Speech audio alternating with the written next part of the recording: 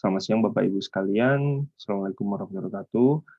Di sini saya akan menyampaikan terkait sosialisasi anti korupsi, di mana pertama adalah apa yang dimaksud dengan tindak pidana korupsi.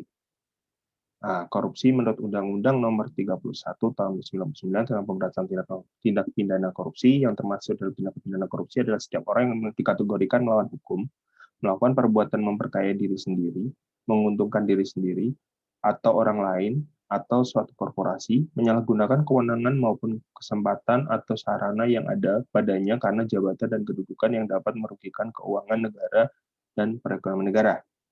Tindakan pidana korupsi ini terdapat banyak hal.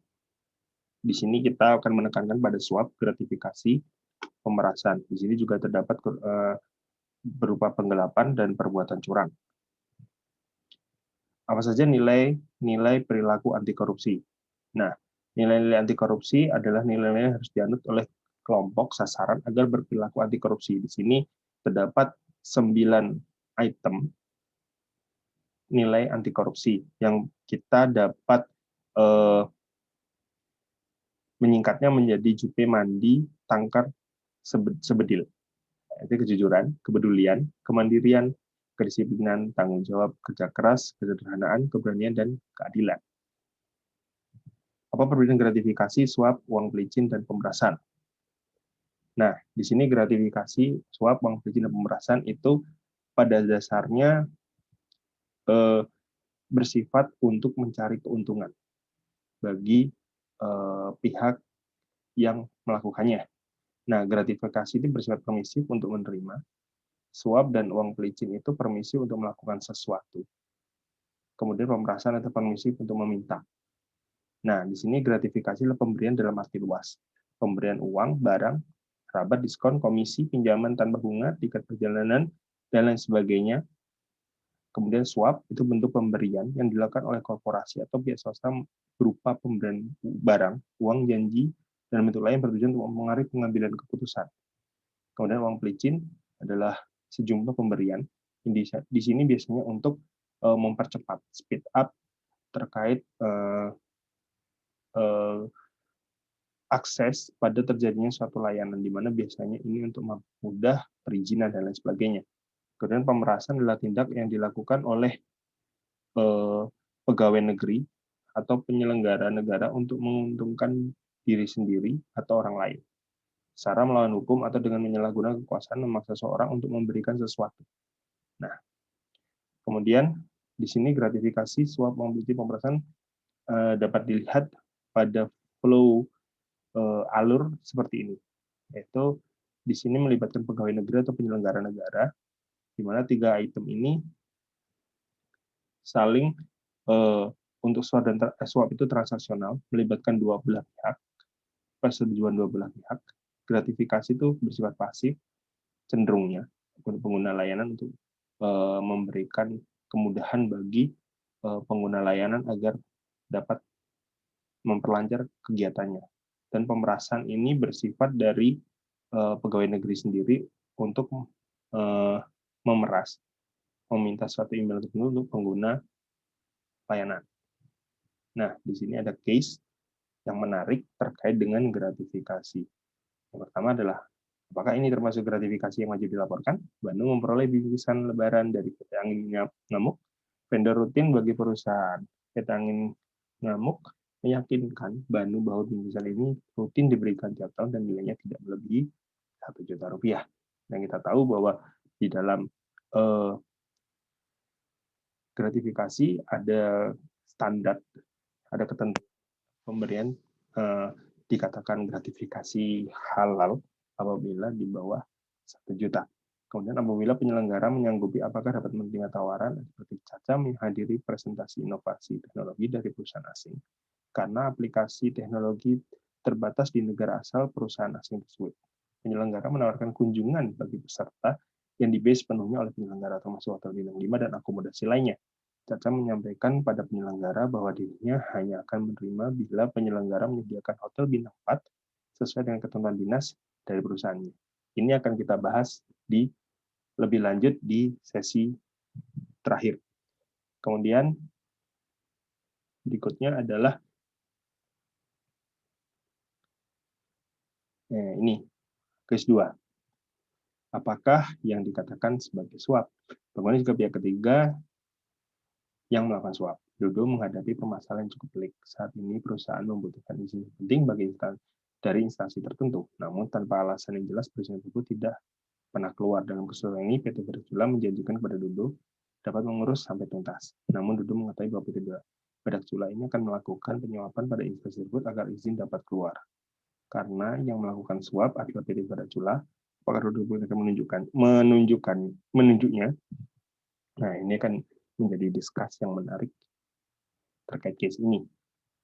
Kemudian, apa strategi pencegahan tindakan korupsi? Nah, secara umum ada 3 poin penting terkait strategi pencegahan korupsi, yaitu pertama represif. Upaya penindakan hukum untuk menyeret koruptor ke pengadilan tujuannya agar takut menjalankan korupsi. Nah, represif ini terkait sekali dengan undang-undang dan peraturan yang berlaku, di mana ini melibatkan berbagai macam instansi pemerintah, seperti kepolisian, kejaksaan, pengadilan, dan tentu saja KPK selaku badan anti korupsi yang bertujuan awalnya adalah penegakan anti korupsi di Indonesia. Kemudian perbaikan sistem.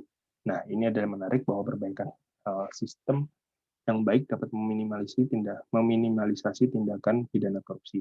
Nah, perbaikan sistem ini seperti misalnya dalam case dalam BUMN, misalkan di mana bagian pengadaan barang dan jasa itu merupakan salah satu unit kerja yang rawan sekali terjadi potensi korupsi, di mana bisa saja terdapat penyuapan atau gratifikasi oleh vendor maupun ke vendor untuk agar programnya dapat berjalan dan atau vendor tersebut memperoleh proyek dari instansi ini.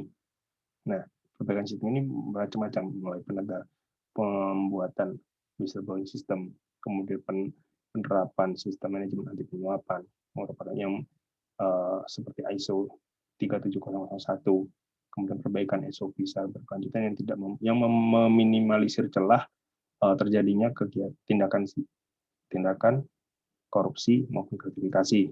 Dan yang terakhir adalah edukasi dan kampanye. Ini adalah tujuan untuk meningkatkan kesadaran mengenai dampak korupsi. Nah, ini edukasi ini bisa dilakukan sejak dini, di mana ini menekankan pada peningkatan pemahaman bahwa korupsi ini memiliki dampak yang tidak bagus baik bagi diri sendiri, keluarga, maupun merugikan negara dan masyarakat. Nah, rencana aksi pemberantasan korupsi di sini ada 3 poin sebenarnya menentukan identifikasi dan menentukan permasalahan korupsi yang menjadi dasar rencana aksi, kemudian menentukan strategi yang tepat untuk mengatasi permasalahan, kemudian menjabarkan secara detail terkait rencana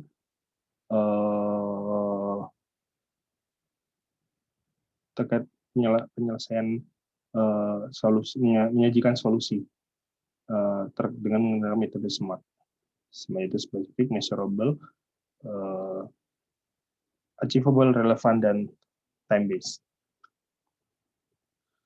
Kemudian di sini kita akan melanjutkan dengan membahas 3 jenis korupsi yang merupakan korupsi yang sering terjadi, khususnya di BUMN. Di sini adalah petty corruption. Di sini merupakan korupsi kecil yang tidak pernah, mungkin kita tidak merasa bahwa itu sebenarnya wujud dari korupsi. Dan ini petty corruption tidak masuk ke dalam ranah KPK karena nilainya sangat relatif kecil, dan ini bisa menimbulkan korupsi yang lebih besar apabila ini dibiarkan. Nah, petty corruption ini macam-macam, seperti penyalahgunaan perjalanan dinas untuk mendapatkan uang lebih, kemudian pemanfaatan fasilitas-fasilitas kantor yang tidak semestinya, seperti itu.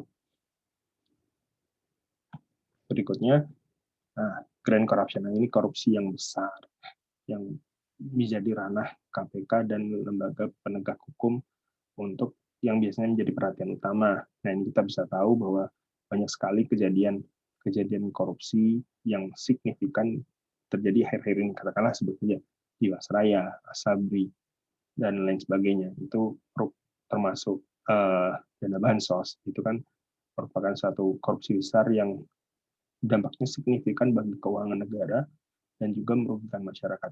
Katakanlah bansos itu merupakan hak rakyat dalam rangka bantuan untuk dalam rangka meringankan beban masyarakat atas dampak pandemi, namun uang itu disalahgunakan atau dikurangi jumlahnya yang merupakan hak dari rakyat tersebut. Nah, kemudian terakhir adalah info spreading, atau ini bisa dikatakan adalah perdagangan pengaruh, di mana seseorang mendekati seseorang yang memiliki kekuasaan atau dekat dengan kontestasi politik. Di sini dia tujuannya adalah untuk menjaga posisi dari yang bersangkutan agar tetap langgeng dan bisa menjalankan kepentingan bisnisnya. Nah, ini sangat sering terjadi dan ini sifatnya cenderung abu-abu karena kita tahu BUMN cenderung sangat birokrasi. Nah, ini di sini kita akan membahas lebih lanjut, diskusi lebih lanjut. Sebenarnya ranah yang abu-abu ini treatmentnya seperti apa, itu akan menjadi pembahasan yang sangat menarik. Demikian pembahasan singkat dari saya terkait sosialisasi anti korupsi yang merupakan materi dasar dan akan dilanjutkan ke pembahasan berikutnya oleh pembicara berikutnya. Terima kasih. Wassalamualaikum warahmatullahi wabarakatuh.